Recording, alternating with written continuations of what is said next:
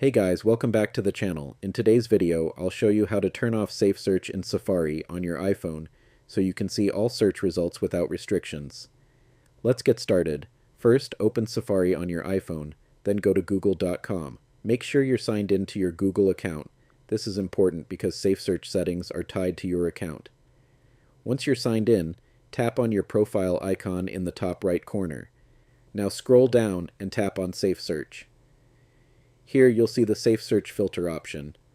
Simply turn it off. After that, scroll down and make sure to tap Save if needed. Now, if you're unable to turn it off, or it keeps turning back on, there's one more thing you need to check. Go ahead and close Safari, then open the Settings app on your iPhone, scroll down and tap on Screen Time. Next, tap on Content and Privacy Restrictions. If this is turned on, it can force Safe Search to stay enabled. So, either turn content and privacy restrictions off completely, or go inside and make sure there are no web content restrictions applied. If prompted, enter your screen time passcode. Once you've done that, go back to Safari, refresh the page, and try turning off Safe Search again. And now it should work without any issues. Alright, that's it for this video.